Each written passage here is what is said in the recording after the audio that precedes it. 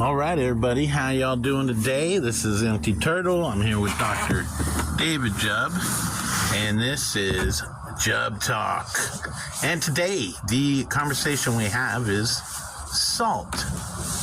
And Dr. Jubb, say hello to everybody. Oh, I just was wondering when the last time you might have had a margarita. It's been way too long. No, but have you seen people having margaritas? Yes, absolutely. And what's the trick of it? Salt around the rim. Yeah, and then what do? They turn the glass upside down in the salt. Salt, that's right. It's a little wet, and then they just and now you've got salt on the rim, right? Yeah. Salt. There's something about that in the desert. What have you heard about? You need salt. Oh, well, salt, I think it's more important than people actually realize or think it is, because without it, you die a lot faster than not eating, not sleeping, right? Yeah, so in the desert, yuppies have gone out, which was in the news. It's a good warning, isn't it? Because, they went out and some died in, some perished actually. They drive out there, they run out of gas, so the car breaks down, and they die. How long could it take for some people that could have died? I mean, a normal person could even, in a quick time, About an hour? 2 hours? Yes, you could, because there could be a condition that you have that you could be a bit dehydrated already, right? Have you ever heard that most people kind of a bit dehydrated? Constantly. Yeah, okay. Because at work, maybe if you're guzzling coffee, but if you're not drinking, I don't even know how much water it is you have to drink. So it's an interesting thing that a lot of races, you can see under their armpit in their shirt, there is no salt. They're not sweating? Well, no, they do sweat, but they just don't have any salt that goes into their clothing. Yeah. And then have you ever noticed someone that's just afterward, it's just white salt under the armpit in the clothing? Yeah. Yes. That could be a test for, cystic fibrosis, because it's sort of really a salt challenge, a chloride and bicarbonate channel. But do you have a feeling that could there be a reason why somebody might survive that circumstance longer, let's say, but they could perish too, because it's just not a survivable circumstance without proper conditioning. You can't keep in a heat, for instance, for so long, and your enzyme systems could continue to function, basically. You really breaks everything down incredibly. 2, 3, 4 days of non-stop heat, yes, can break a body down quite radically, matter of fact. Big time. Yes. What about, have you ever heard people just drinking, and it kind of really doesn't satisfy their thirst? Yes, I've had that problem. But it always comes down to water. Yeah. Water is the one true thirst quencher, I believe. So if you put salt on a blood stain, or you're cleaning it, you put salt on it, or wine or something on the carpet or whatever, and salt goes on it, what's the reason why that's so? I have no idea why. Well, what's the reaction? What happens when you put salt on it? I don't know. Oh, well, with water, what does water do? Cleans. Yeah, but water, that's right, it does actually. Hydrogen absolutely is the most amazing solvent, like you point out, but where you have salt, like a pile of salt, and water is kind of next to it, what's going to happen? You're going to create electricity in the water, right? Well, a jolt. Is the salt, what's going to happen with the water and the salt? The water's going to mix with it? Come into the salt. Comes into the salt, that's right. Okay. And now when you've got salt there and you've got water, can you get rid of the water? Yes. Yeah, but you could, but generally, would you be able to, if there was a force there, that which is in the salt, holding it always? Yeah. No. And so it's kind of holding water. Yeah. Because, well, I mean, you can get rid of the water, right? Let the sun dry the water away, and then you just have the salt left. Well, yeah, if, like in some areas of our body, it's more expandable, less areas, like bone and things like that, isn't so expandable, let's say. But where water could diffuse, if salt wasn't in the right place, would it attract water in there? Sure. Yeah, that's actually what happens. It's good, no, because these are things you're just thinking about, okay? So, but like, let's see now. Here's what I want to ask you, if it's okay. I mean, is it okay to lick rocks? I mean, to get minerals? If you were a caveman back in the day, sure. Now, no. Yeah, but like, I mean, okay. But what about grinding rocks up, make it a fine powder, shake it up with a bit of orange juice and give that to babies? Oh, man, all the time. Would that be okay with you? It doesn't sound okay, but that's what happens, right? Yeah, but like, we should be part of a business that's grinding rocks up in the quarry to a fine powder. That's going to be fed to babies. There are some really smart people out there. Yeah, okay. But I think in actual interest, because if you have a culture, they really are strict about the different type of salt they consume. Have you heard that at all? I had no idea. I thought salt was salt. There's different types of salt? Yeah, exactly. Because, like, for instance, if you're in Korea, whether it's North Korea or even South Korea, it's just sacrilegious to have not to have ocean salt. Wild, I had no idea. Yeah. Now, what about in Mexico? Down there, they pack bags of salt and things as such like that, but it goes everywhere. And what's the reason why it's preferred? Ocean salt is preferred.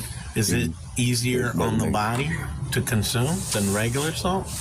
Well, something has got to be there because, like you said, it doesn't seem right to get nutrition from licking rocks. No. And you can actually die from licking rocks, can't you? Well, yeah, of course you could. Okay. Because you've got heavy metals. Ooh. So if heavy metals just washed into something and you were just, consuming it, let's say,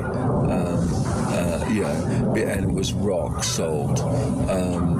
Let's give you one more example, because rock salt kind of like is not salt we think of as anything that's dissolvable in the water, yes? Like, let's say, calcium carbonate, like wallboard plaster. Okay. It what? Oh, well, I was just wondering about wallboard plaster. Wallboard plaster? Yeah, wallboard plaster. Oh, wallboard plaster. Yeah, plaster that's sort of put into the wallboard of your home. You mix it up in a drum. Never heard of this stuff. Okay. I've heard of plaster. Yeah, okay, well, plaster. Okay. That's calcium carbonate. That's very good. Okay. Would it be all right to actually just make drinks out of it? I don't think so.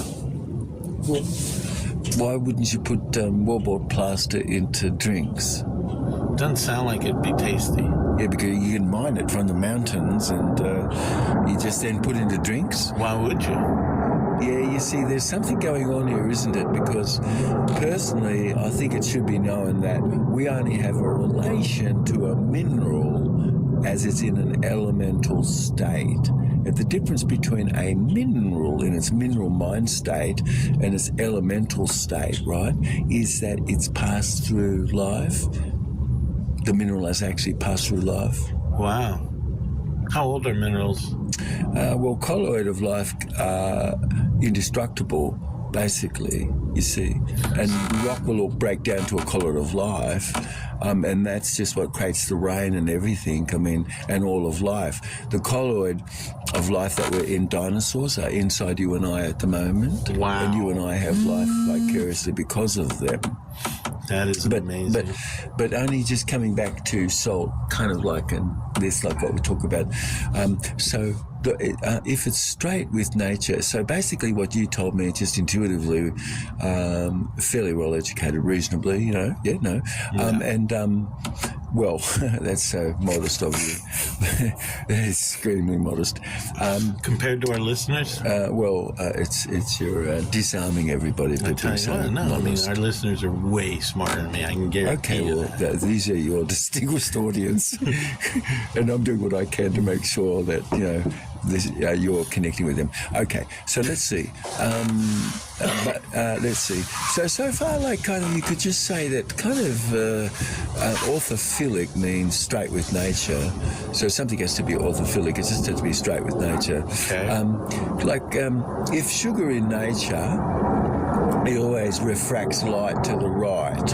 Yeah? Okay. You don't ever find a sugar that refracts it to the left. Unless it's You put genetically modified organisms to break something down and break the pulp of that down into sugar and then turn that into sugar.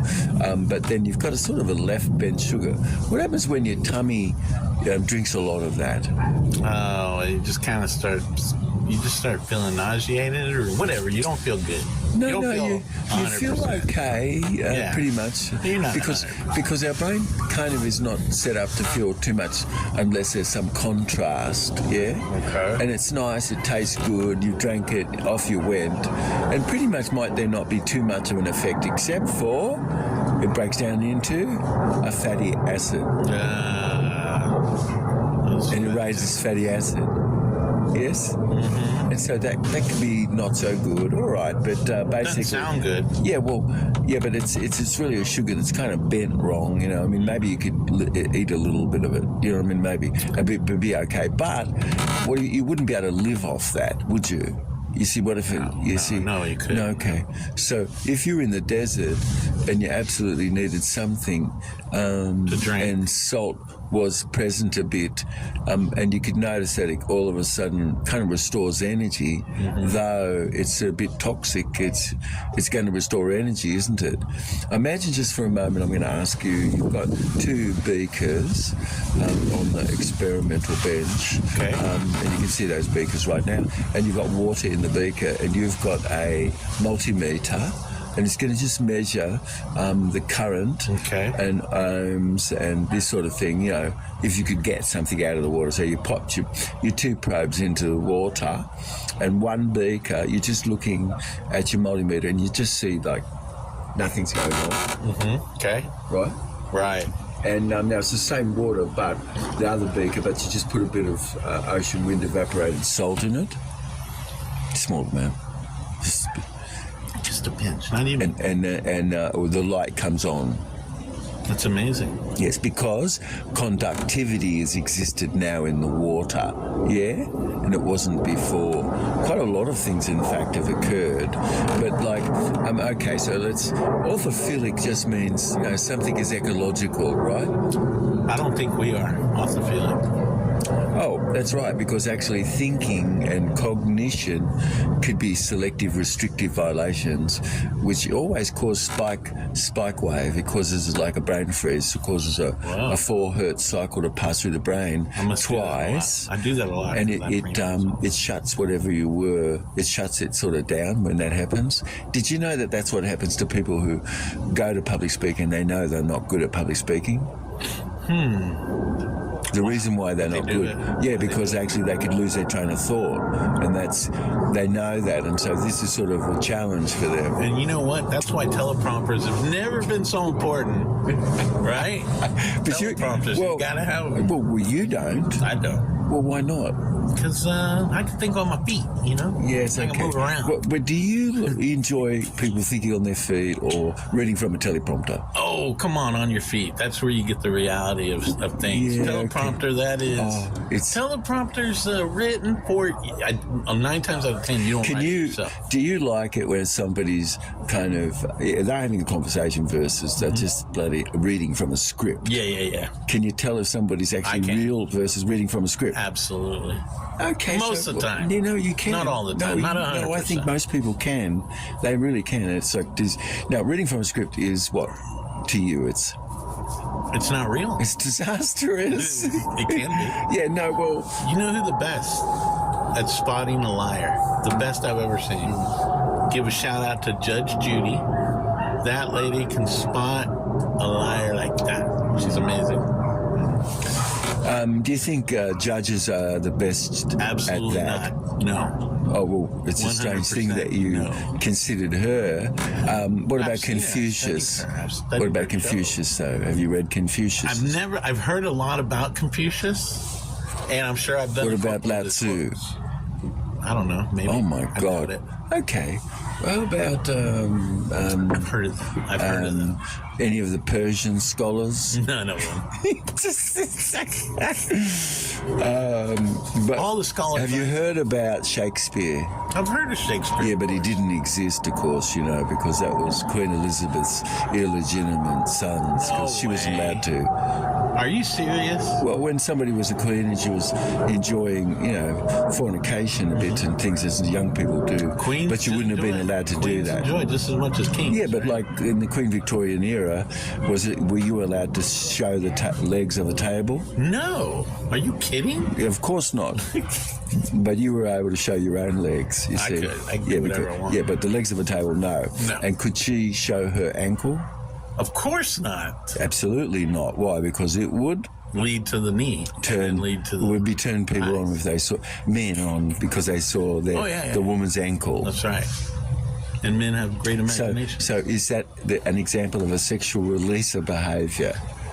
Behavior. Yeah, I mean a sexual release of behaviour because you don't have any sexual release of behaviours. No. I mean you're not thinking I'm going to show my ankle and that's gonna make things work. Right? No, I don't think that.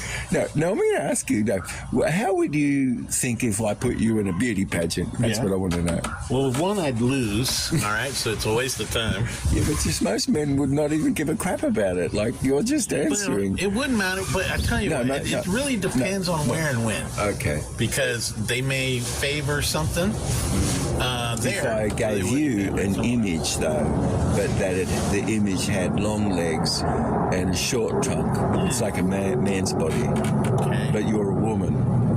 Will you feel okay about that? I don't know. I don't know.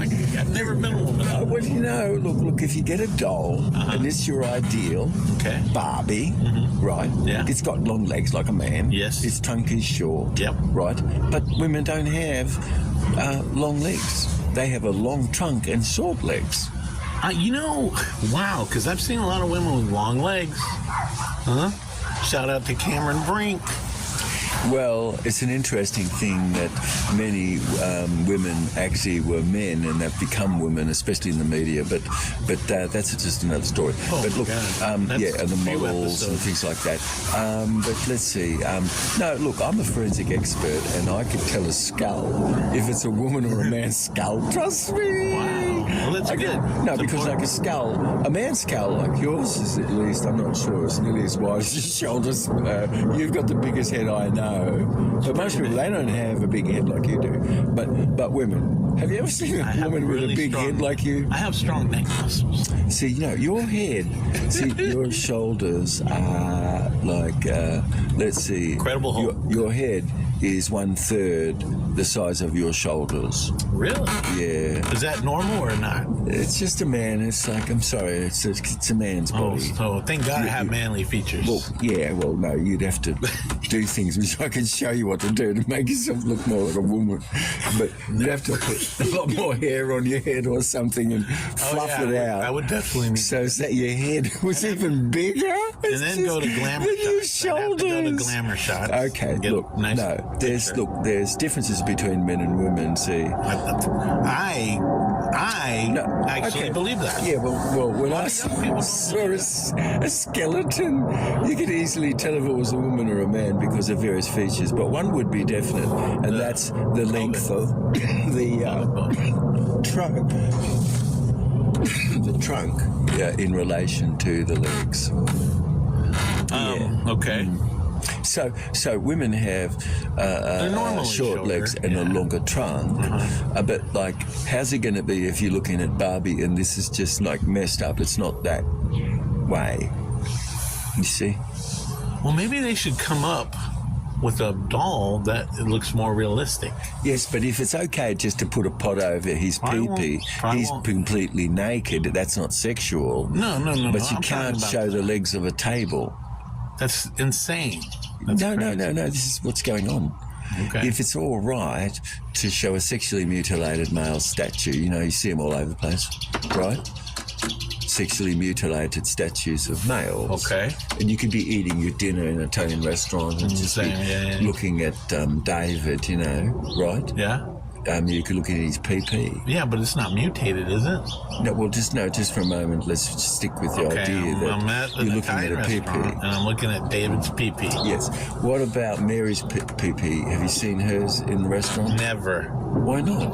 Because It's sexual, you see. It so is, PPs right? are not sexual, kind of, or they are, but they're not. You know what I mean? PPs aren't sexual? Well, no. Well, somebody needs to tell my PP that. Well, most men are going to tell you probably that your PP isn't sexual to them. Sorry. No, but it could be, you could feel that way to other people. But when they did Sex in America, that was a big study. What were people thinking about? That's the question. What were women thinking about in their mind? Yeah, talk about heterosexual women. Yeah. But actually, lesbians. What are as they well. thinking? Yes. Maybe they're thinking about the possibilities.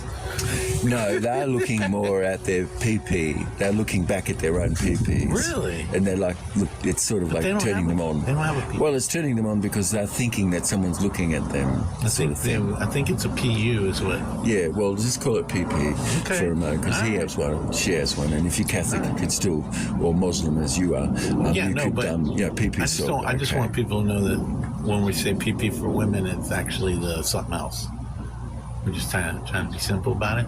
Oh, PPs are just a PP. Okay. It's a way, But not a penis. A woman doesn't have a penis. Well, it wouldn't be right to call it clitoralized because it's penalized. As you said, that's correct. Yeah, that's true. Of course, there's a lot of sexism, as you're pointing out. But we'll just leave this alone for a moment. All right. Because you've got salt, and at the moment, orthophilic means we just kind of like something is ecological and something is not. Coming to water, is water just basically the same? So you just stick it into the body through like a hollow because you piece of cannot fencing drink wire. Salt water. You got to have regular water. Yeah, but when you and then but it comes into your stomach. If you shoot it in through a hollow piece of fencing wire, is that okay? I don't know if it would even matter. Yeah, it does. Why? You see, because it's not structured. It's supposed to be Y-shaped water. The only type of water that you have in your body is Y-shaped water. You see, it's an actual shape.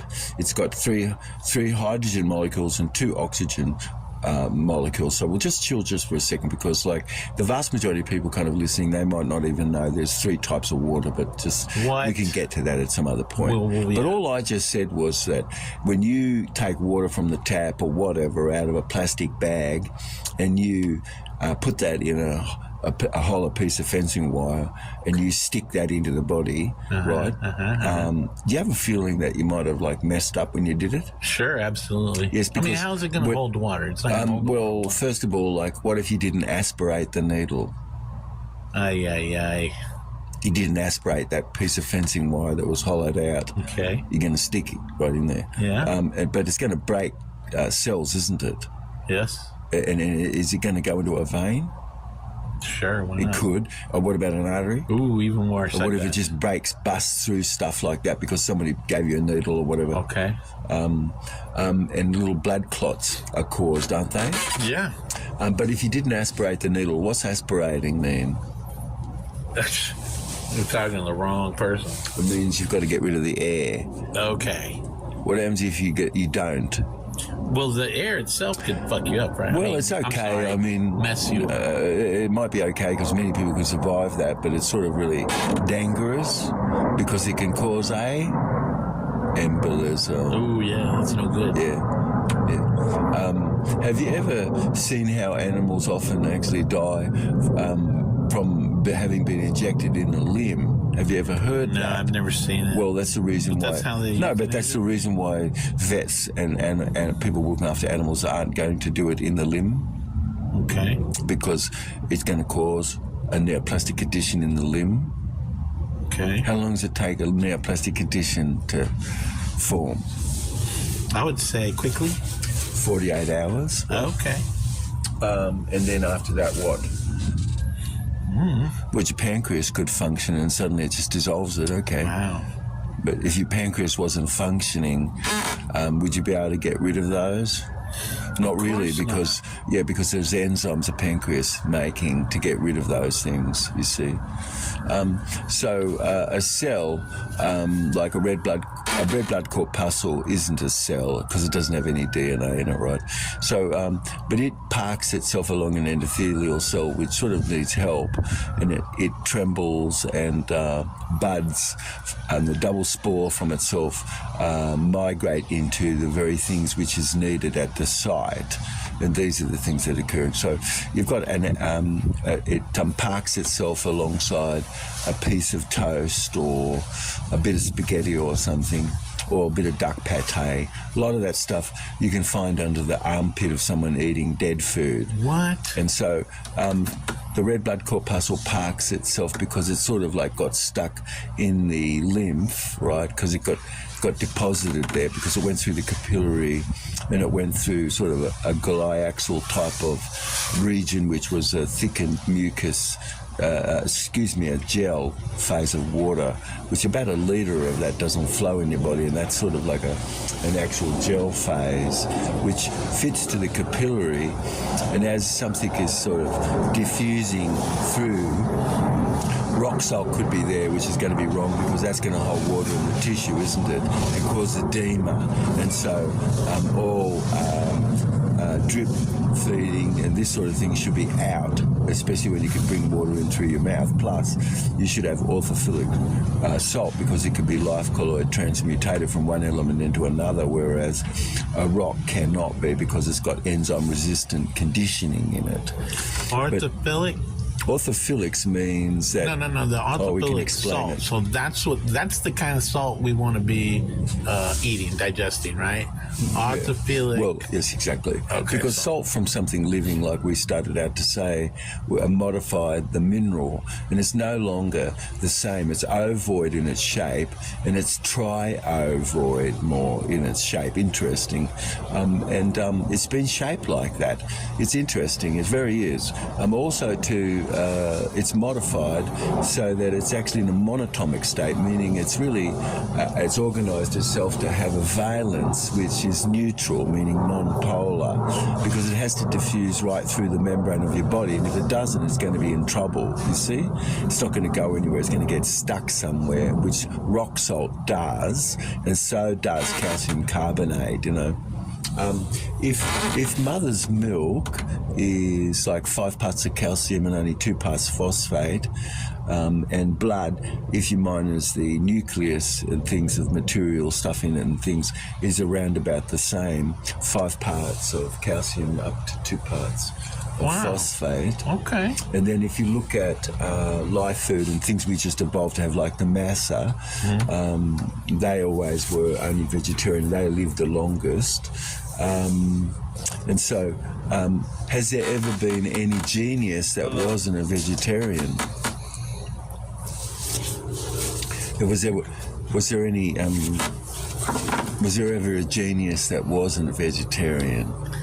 Of course. No. Okay. Really? Was there any famous person in history like Helena Troy or Joan of Arc, or let's say, I'm just thinking some famous people, but like Cleopatra, or let's say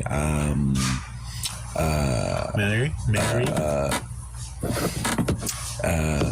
You've got Madame Curie. You've got many famous women, of course. Geniuses, what I'm talking about. Not a single one of them were carnivores. A flesh eater. No.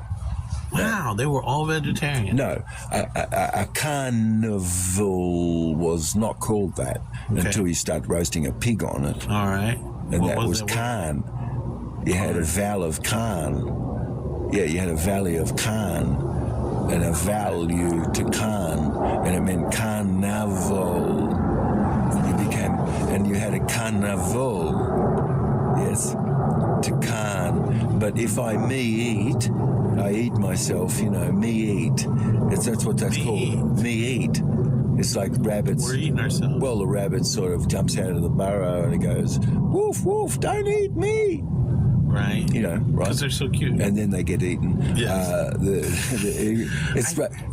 It's a rabbit who's got out of the burrow and goes, Eagle, don't eat me. Let me ask you this. The cuter the animal, the better it tastes? Of course, we could say that if you're an ant, you could be exposed of. Okay.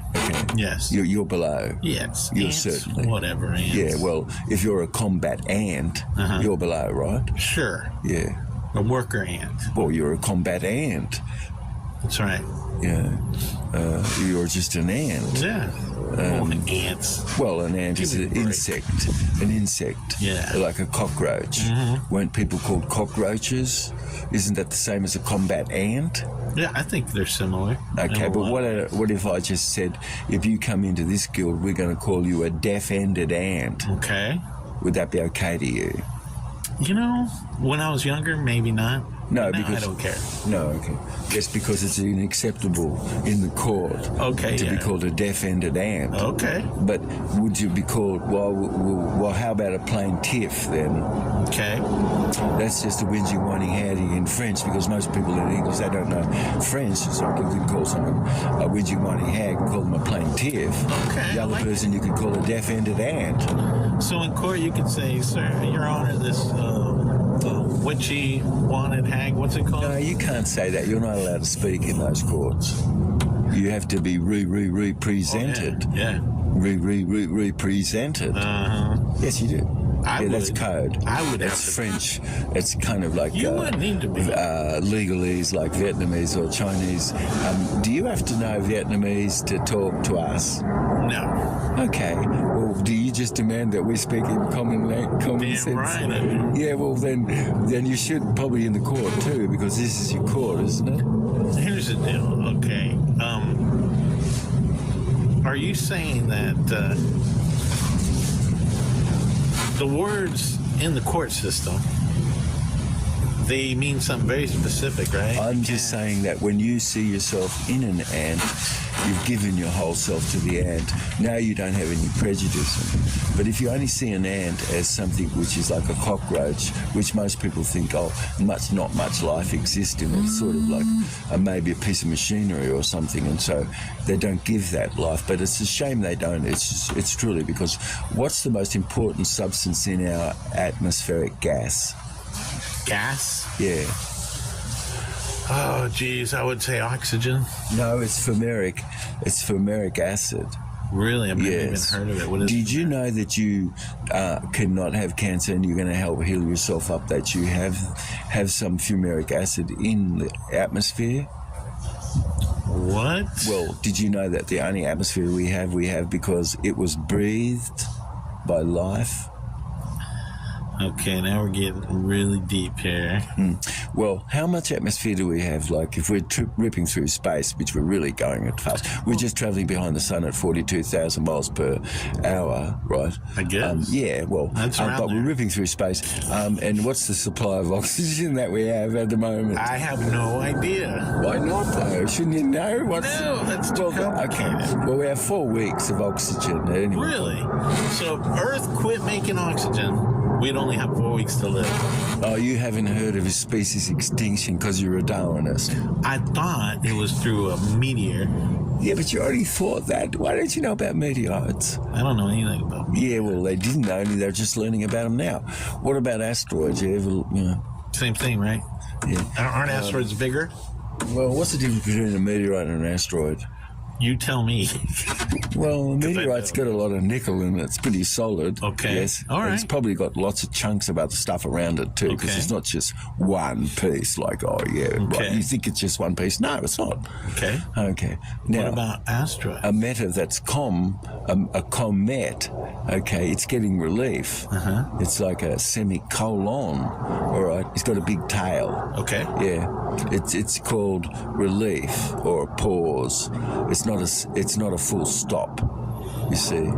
So the comet is an asteroid. Well, a comet is something that's trailing a lot of water and ice, and it's just Okay. a lot of trail behind it, Got it. massive, like full of rocks and all sorts of debris and stuff, Okay, let me ask you. And we smacked into one. Haley's like, sometime Comet, how long was that trail?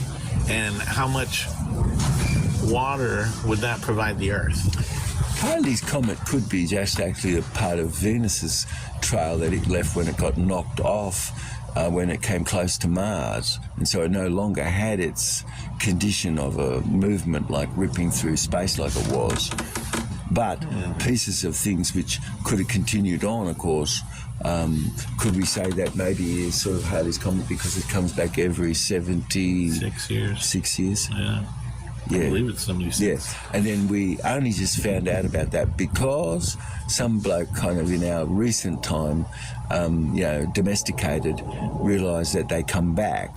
And so now we saw there was an elliptical orbit. That's amazing. Who figures stuff like that out? The NASA did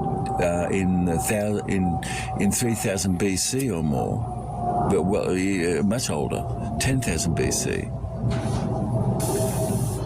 That's amazing. And think about this, right? You're some bloke, and you're looking at the sky, and you had an uncle that was a observer of the sky and actually wrote some of this shit down.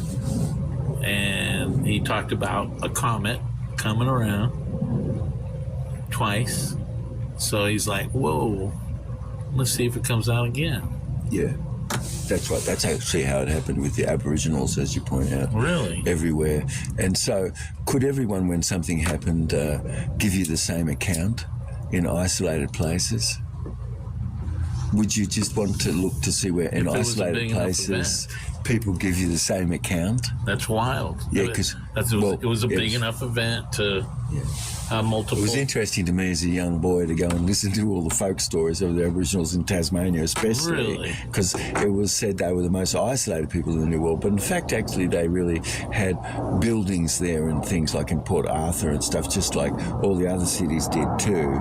They weren't just found and nothing was there. That's a bit lying. But we're talking about salt, and we're coming back to it. Some cultures just only have orthophilic salt, and orthophilic means it's got permittivity. It means it can hold and disperse a charge. It also has amphoterics, which means it could be neutral or it could be south positive or north negative. It could decide what it wants, where it can be, and this is called amphoterics, and it's organised. And the other one is that has to be amphiphilic, meaning it could be going to resin or oil or water, and so it could be miscible in there. So this art is lost today. Most people don't know how to mix resin into water or water into oil or resin into oil or water, you see. So it's like these things aren't kind of miscible somewhat in the chemistry that people do in labs because it is dead. Wow. Ladies and gentlemen, that's what we got going on today. I hope you had a great time. I know I did. And Dr. David Jubb, could you please leave us, the listeners, with something? Give us something to think about. Life begets life and dead begets dead. IQ is putting things in the right bucket. Awesome. Love it. Take us out.